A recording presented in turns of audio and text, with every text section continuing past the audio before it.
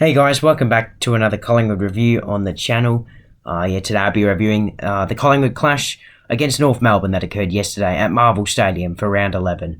Let's get straight into the review. Not too much to take out of this one. Obviously it was still Sidebottom's 300 game and Mason Cox's 100 game, so we obviously wanted to do them proud.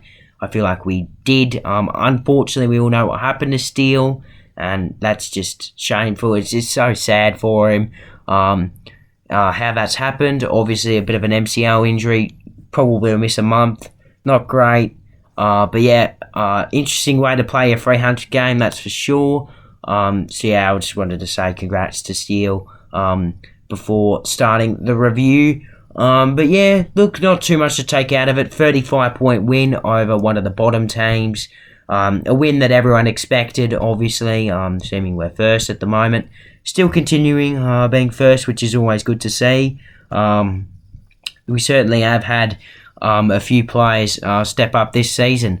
I'll start with the players. Best players, I felt like Jordan Goey was obviously best on ground for us. He was absolutely sensational. 35 disposals, kicked a goal, was absolutely fantastic. Obviously, you got Tom Mitchell and Nick Dacos up there who ranking up every single week. Scott Pendlebury, just fantastic. Josh Dacos, he doesn't get recognised enough for his work. Kicked 3 goals. Had another nice game. A few North players that did pretty well, actually. Apart from those boys, and Mychek as well, kicked 3 goals. Was also pretty good. Ginnivan was dangerous early, which is good. Bobby Hill looked good as well. Hoskin Elliott came on for Sidebottom and did a fairly good job as sub. Cox kicked 2 in his 100 game. Boys got around him. And I want to give a bit of an honourable mention to Isaac Quainer. Another great game. He's building up another great season. Obviously, we did get smashed around the ball quite a bit. Todd Goldstein was fantastic for North Melbourne. And you had them, Will Phillips, Harry Sheasel, Hugh Greenwood ranking it up. They were fantastic. It's in a way a bit concerning how North did get on top, but luckily their bad kicking from D50 created a few goal opportunities for us, and we were able to get the job done. Obviously, not a great last quarter as well, but that's all right. We're normally pretty good at last quarters. I think that's one of our first last quarters that we've lost for the season.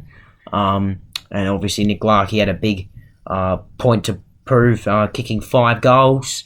I think he kicked 3 or 4 of them in the last quarter. So, again, not great. Got to expect that playing North. They target Nick Larkey a lot. We were able to keep Zerhard at 1 goal, which was what I thought pretty good.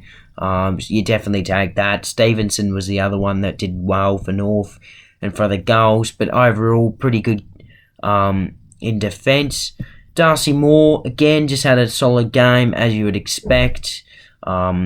Just got to keep ranking up big games. Hoskin Elliott had a great game as sub. Obviously wasn't really being omitted. Craig does think this a lot as well, thinking you're not really dropped if you're in the sub position. You're just the 23rd player that you just use for injury or halfway through the game. Bare minimum you'd expect.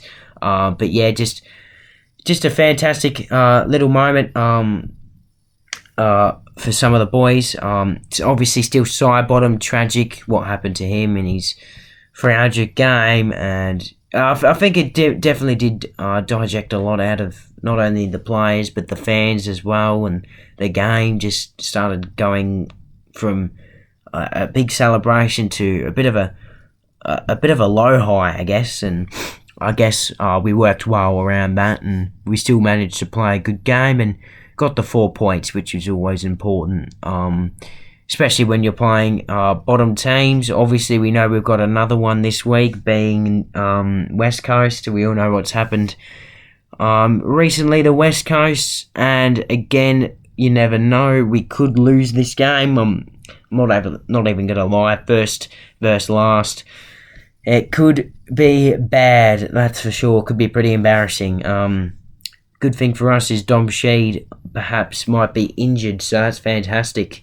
But yeah, look, I'm not really too sure who's to replace Sidebottom. Again, Hoskin Elliott was great. He'll probably come into the 22, to be honest. I don't think we need to make too many changes to our team at the minute. I feel like a good sub for the game against West Coast could be someone like a McInnes or even a Carmichael, who was pretty good a few weeks ago in the VFL, kicking 4 goals against the GWS VFL side. Another few names that might come to name. Again, similar players in a way. Nathan Kruger could be back from injury. We might use him as a sub.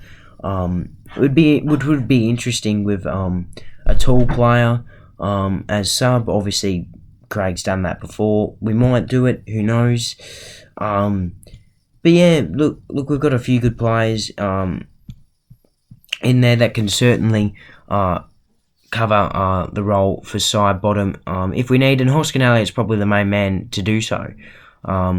Again, not really too much to take out of the game, struggling to find points to really use, and yeah, look, Jordan Goey, again, fantastic. He's having an amazing season. So is Nick Dacos. Probably up there with the Brownlow you'd expect. Definitely top 3 you'd expect by now. And yeah, look, let's just hope we can continue our winning streak. And hopefully recent form against West Coast doesn't kick in. Hopefully we can get the job done. You'd expect comfortably, but I do not think it will be comfortably at all. But yeah, I hope you guys enjoyed the review. Stay tuned for my next Collingwood review after the game between the Eagles.